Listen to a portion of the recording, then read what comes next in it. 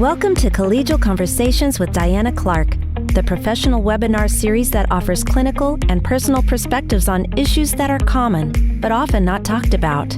Here is today's Collegial Conversation. Thank you for joining a Collegial Conversation with Diana Clark. Joining Diana today is Carolyn Koehnline. Carolyn is a licensed mental health counselor, clutter and transitions coach, workshop leader, and author. Her books include Confronting Your Clutter, The Bear's Gift, and Clearing Clutter as a Sacred Act. In her work, she combines psychological perspectives, compassionate practices, and practical strategies to address the external and internal clutter that blocks life force and wanted changes. Today, Diana and Carolyn are going to discuss the healing aspect of clearing clutter. Thank you so much for joining us today, Carolyn. I'm going to pass the conversation over to Diana. Thank you, Laura. And thank you, Carolyn. I'm really fascinated with the way you are approaching a subject that Americans in particular must resonate with. We have a lot of stuff. So I want to ask the difference between what is considered clutter, what is considered stuff, and what is considered hoarding.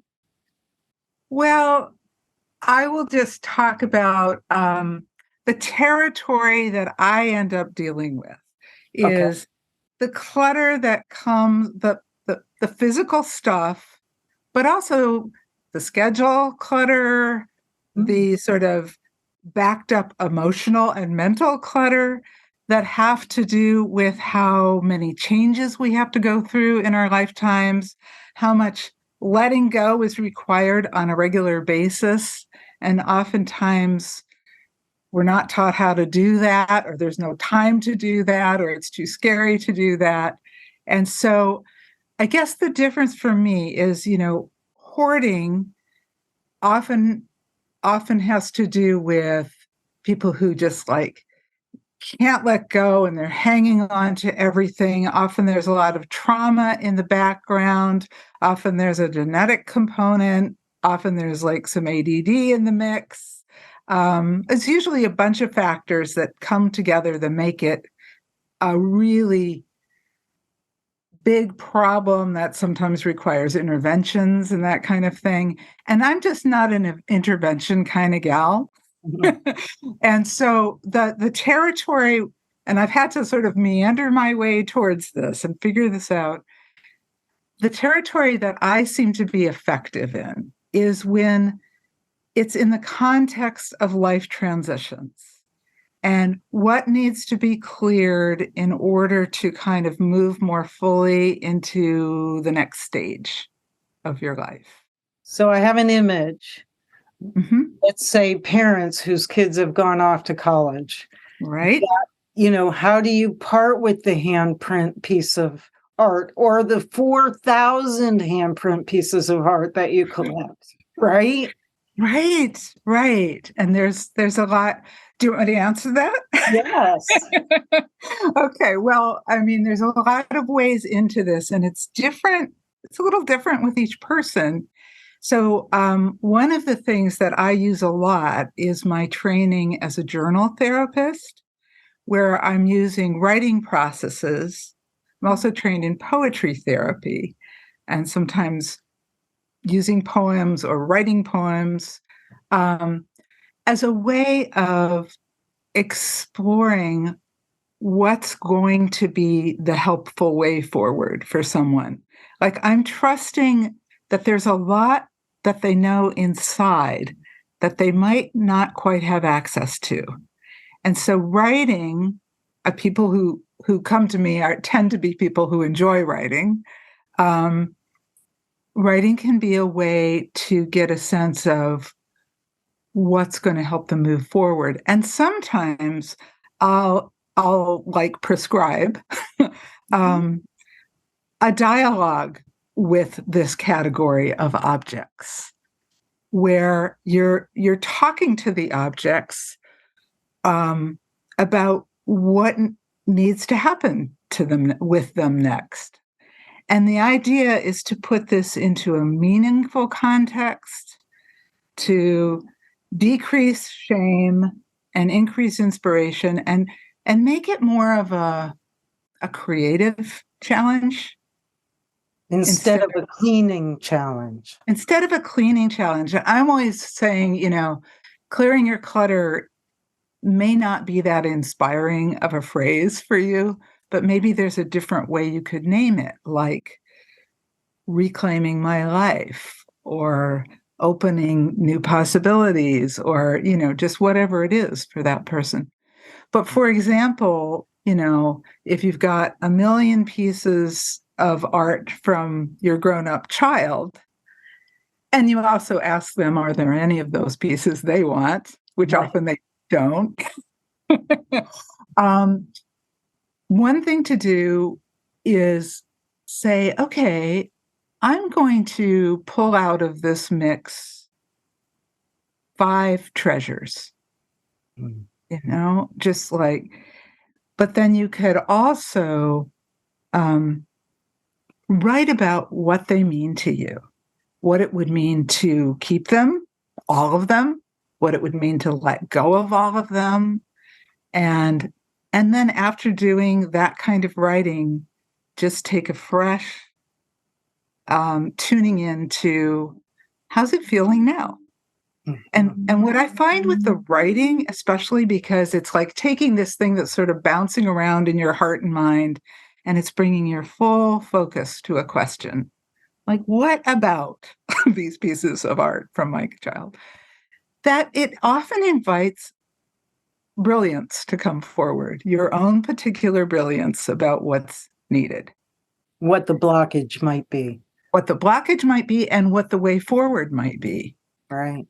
And for some people, it might be doing their own creative project out of some of the art, or it might be a burning ritual where they're really letting themselves cry about the fact that their kid grew up, So I come to this with a lot of openness and reverence for, I don't know their answers, but I know ways to invite them into their answers. So what got you into this? What made you curious about it? Yeah. Well, I was in my master's in psychology program, preparing to be a therapist. And at the same time, I was making my living with a small house cleaning business. So I was behind the scenes in a lot of different people's living spaces and sometimes workspaces.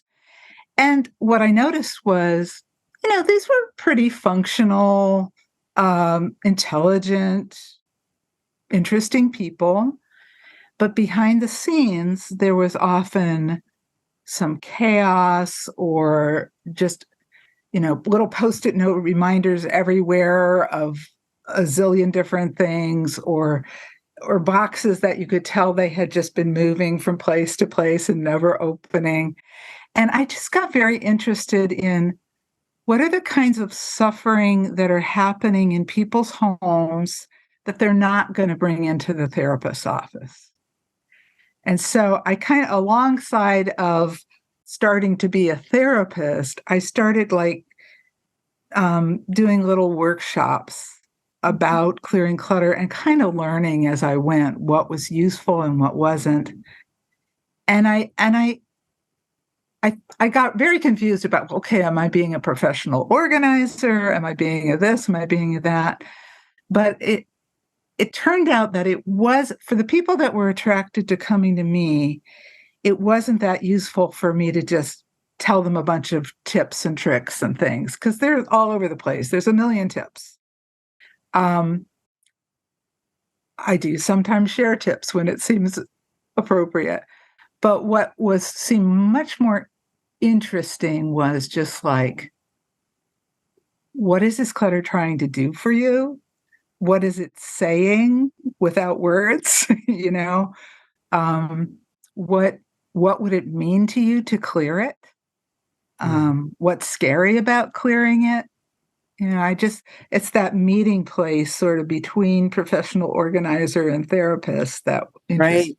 I mean, that's sort of where the coaching thing comes in. That's what I was going to say. You might get these, this is my blockage. I really didn't want my son to grow up or whatever, Right. this phase of adulthood is really hard for me as an adult who is transitioning to adult living or Yeah. living for the elderly. I have this aha moment. I still have to actually take steps post aha, right? Right. But, what's interesting is, so I bill myself as having a gentle approach. Mhm. I love that word. I really, which I've really come to believe in. And I think that distinguishes me from some coaches who are very, okay, let's get half this stuff gone and boom, boom, boom, a big agenda.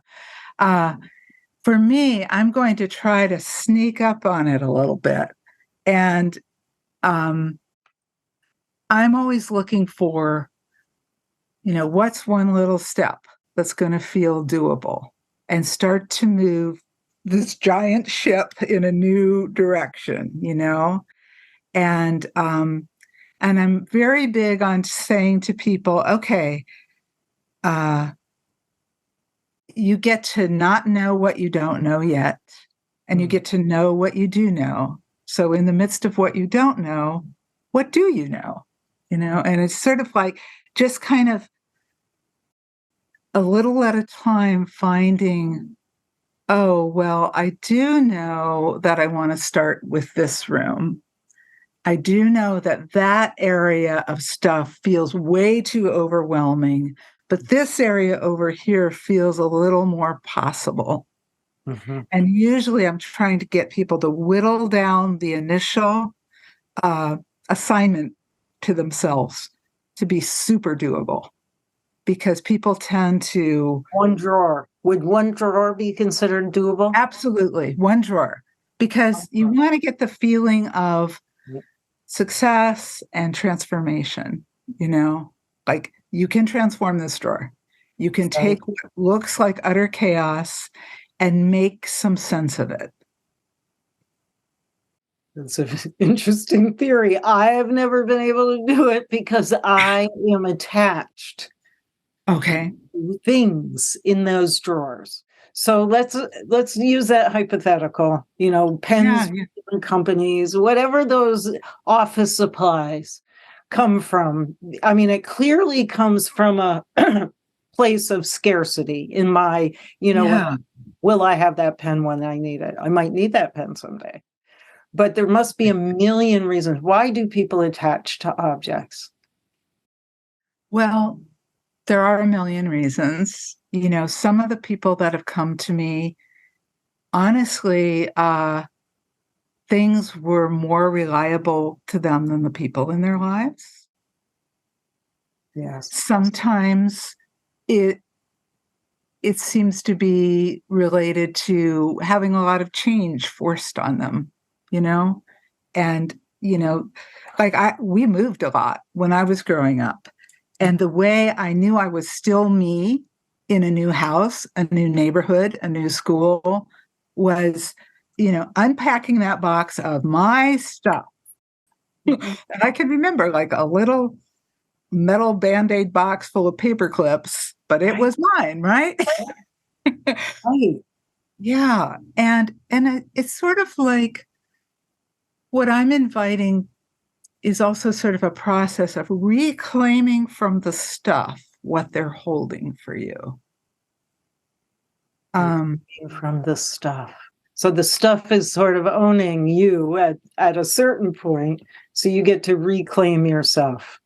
Yeah. And maybe you're projecting onto the stuff something meaningful or important. And it's like just going through the ritual of, okay, what does this mean to me? And what would it mean to let it go? How could I let it go in a meaningful way? Right. And it's like, this is not bypassing the emotions, right? This is turning towards them. Right. This is saying, this is connected to something else. This matters. Is exploring. Right. Mm-hmm. Mm-hmm. So let's talk about our culture or society in general. attachment to accumulating possessions. Yeah. Do we have mixed messages about that, or? Oh, absolutely. Yeah. Right. Because What are on the the messages? Yeah. Well, so in the air we breathe is the consumer culture of buy this, get this, and your life's going to be easier and you're going to be happier and everything's going to be better. Sort of the golden glow of that. And then but you should be minimalist and you shouldn't take up much space at all. And look at how much you have and you should feel guilty about it. There's a big, this didn't used to be true when I first started doing this, but now there's a big wave of you should be clearing your clutter in the air, right? Is that right? Yeah. I mean, do you well, think Marie Kondo, yes. She really, really, there's a big name now. That's publicize the conversation is what. Yeah, exactly. But, but then the person with the most toys wins is also in the culture, right? And also keep moving forward, be really busy, be important, be productive. Don't stop and take time to clear anything out or to and if make it breaks, buy a new one. Don't fix it. Buy a new one. But buy a new one. Yeah. You got it sitting there. Well, and it isn't helped by the fact that we live in a throwaway culture. A lot of the things that are created don't last very long. And our electronics are outdated and, really fast. Mm-hmm. And a lot of the things that it would be helpful to clear out of our homes can't be easily recycled or repurposed. Yeah. Right. So there's that. And then some of them, like the children's art, nobody else wants. Right.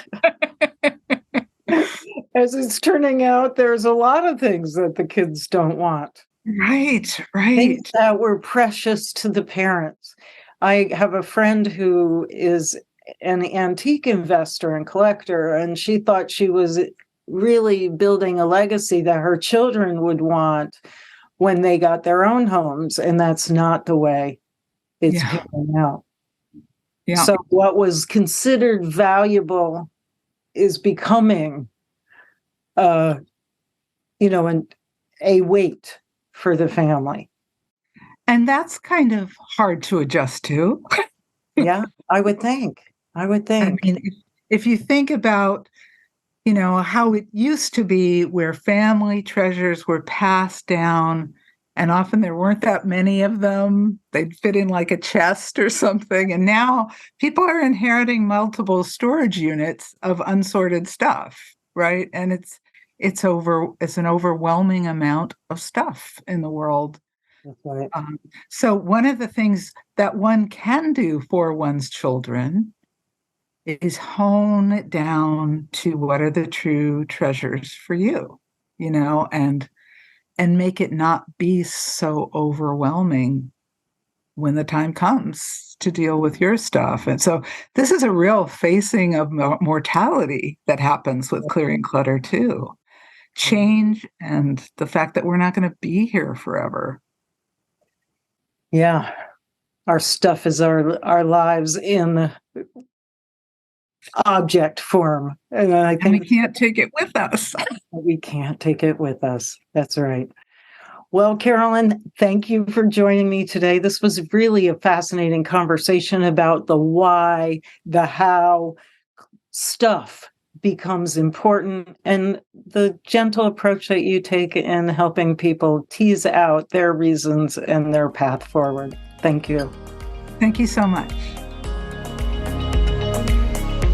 Thank you for joining this webinar. Tune in to more webinars and sign up for our newsletter at o'connorpg.com.